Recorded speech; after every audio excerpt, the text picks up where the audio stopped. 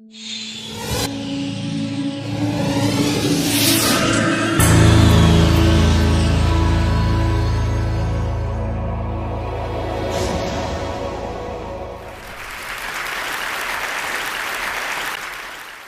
little Billy goes to school, and he sits down, and the teacher says, "What does your father do?"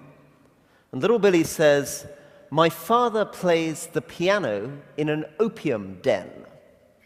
So a teacher rings up the parents and says, "Very shocking story from little Billy today.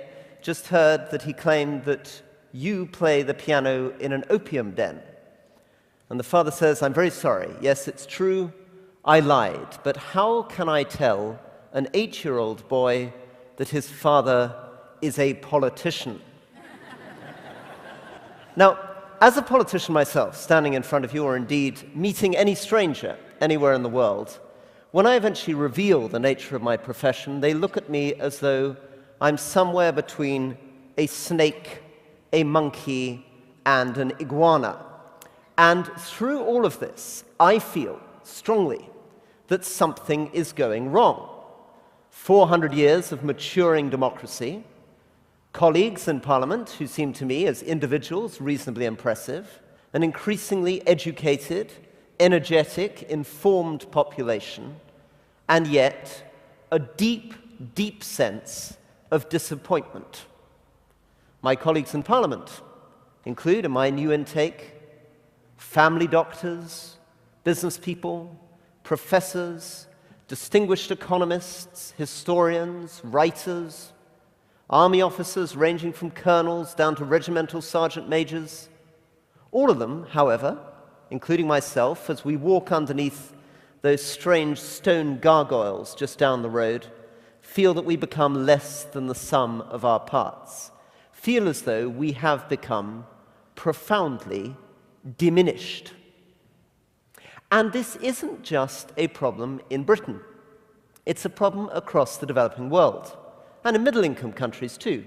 In Jamaica, for example, look at Jamaican members of parliament, you meet them, and they're often people who are Rhodes Scholars, who've studied at Harvard or at Princeton, and yet you go down to downtown Kingston and you are looking at one of the most depressing sights that you can see in any middle-income country in the world. A dismal, depressing landscape of burnt and half-abandoned buildings. And this has been true for 30 years. And the handover in 1979, 1980, between one Jamaican leader who was the son of a Rhodes Scholar and a QC to another who'd done an economics doctorate at Harvard, over 800 people were killed in the streets in drug-related violence. 10 years ago, however, the promise of democracy seemed to be extraordinary.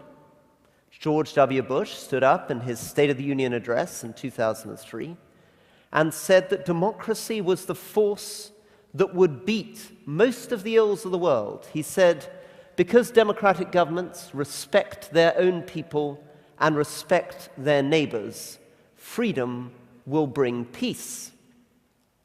Distinguished academics at the same time argued that democracies had these incredible range of side benefits. They would bring prosperity, security, overcome sectarian violence, ensure that states would never again harbor terrorists. Since then, what's happened? Well, what we've seen is the creation in places like Iraq and Afghanistan of democratic systems of government which haven't had any of those side benefits. In Afghanistan, for example, we haven't just had one election or two elections. We've gone through 3 elections, presidential and parliamentary. And what do we find? Do we find a flourishing civil society, a vigorous rule of law and good security? No. What we find in Afghanistan is a judiciary that is weak and corrupt, a very limited civil society which is largely ineffective, a media which is beginning to get onto its feet, but a government that's deeply unpopular, perceived as being deeply corrupt, and security that is shocking, security that's terrible. In Pakistan, in lots of sub-Saharan Africa, again, you can see democracy and elections are compatible with corrupt governments, with states that are unstable, and dangerous.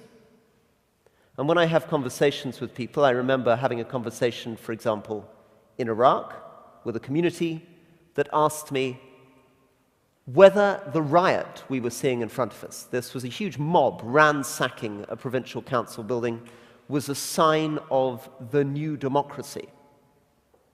The same, I felt, was true in almost every single one of the middle and developing countries that I went to, and to some extent, the same is true of us.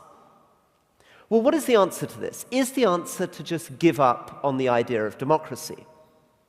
Well, obviously not. It would be absurd if we were to engage, again, in the kind of operations we were engaged in Iraq and Afghanistan, if we would suddenly find ourselves in a situation in which we were imposing anything other than a democratic system. Anything else would run contrary to our values, it would run contrary to the wishes of the people on the ground, it would run contrary to our interests. I remember in Iraq, for example, that we went through a period of feeling that we should delay democracy. We went through a period of feeling that the lesson learned from Bosnia was that elections held too early enshrined sectarian violence, enshrined extremist parties. So in Iraq in 2003, a decision was made, let's not have elections for 2 years. Let's invest in voter education. Let's invest in democratization. The result was that I found, stuck outside my office, a huge crowd of people. This is actually a photograph taken in Libya, but I saw the same scene in Iraq of people standing outside screaming for the elections. And when I went out and said, what is wrong with the interim provincial council? What is wrong with the people that we have chosen? There is a Sunni sheikh, there's a Shia sheikh, there's the 7 leaders of the 7 major tribes, there's a Christian, there's a Sabian, there are female representatives, there's every political party in this council. What's wrong with the people that we chose? The answer came, the problem isn't the people that you chose, the problem is that you chose them. I have not met in Afghanistan, in even the most remote community, anybody who does not want a say in who governs them.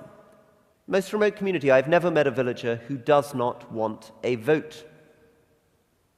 So, we need to acknowledge that despite the dubious statistics, despite the fact that 84% of people in Britain feel politics is broken, despite the fact that when I was in Iraq, we did an opinion poll in 2003 and asked people what political systems they preferred, and the answer came back that 7% wanted the United States, 5% wanted France, 3% wanted Britain, and nearly 40% wanted Dubai, which is, after all, not a democratic state at all, but a relatively prosperous minor monarchy. Democracy is a thing of value for which we should be fighting. But in order to do so, we need to get away from instrumental arguments. We need to get away from saying, democracy matters because of the other things it brings. We need to get away from feeling, in the same way, human rights matters because of the other things it brings, or women's rights matters for the other things it brings.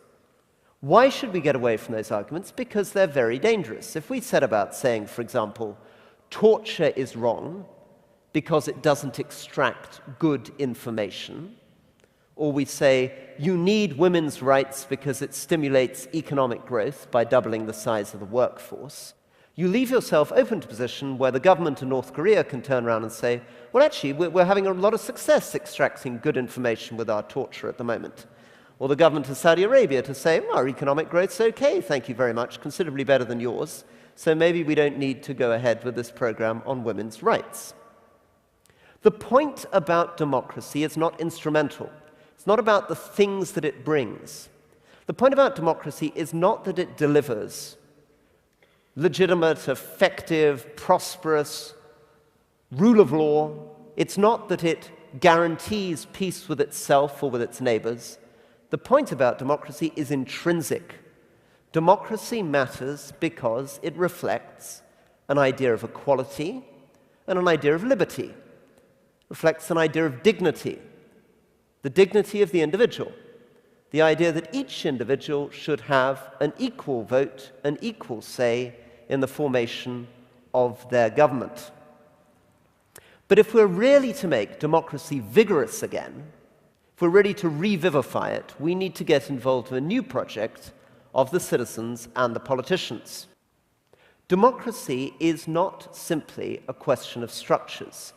It is a state of mind. It is an activity. And part of that activity is honesty.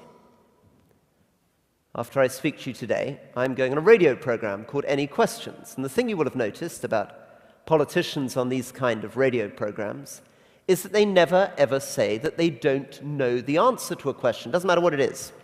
They asked about child tax credits, the future of the penguins in the South Antarctic, asked to hold forth on whether or not the developments in Chongqing contribute to sustainable development and carbon capture, and we will have an answer for you. We need to stop that, to stop pretending to be omniscient beings. Politicians also need to learn occasionally to say that certain things that voters want, certain things that voters have been promised, may be things that we cannot deliver, or perhaps that we feel we should not deliver. And the second thing we should do is understand the genius of our societies. Our societies have never been so educated, have never been so energized, have never been so healthy, have never known so much, cared so much, or wanted to do so much. And it is a genius of the local.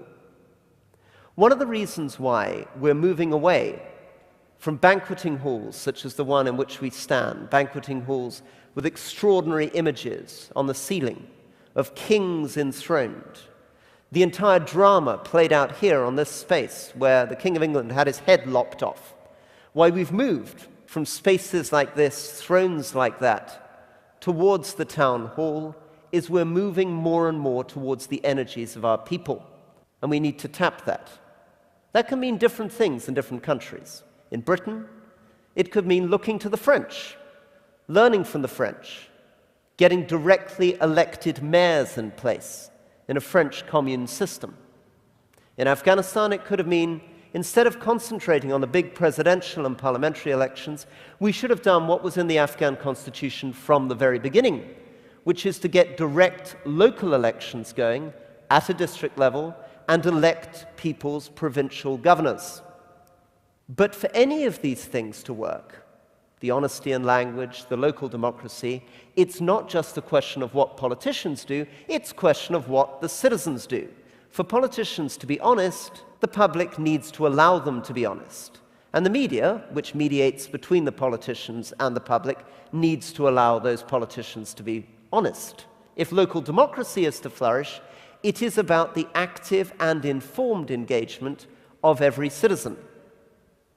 In other words, if democracy is to be rebuilt, is to become again vigorous and vibrant, it is necessary not just for the public to learn to trust their politicians, but for the politicians to learn to trust the public. Thank you very much indeed.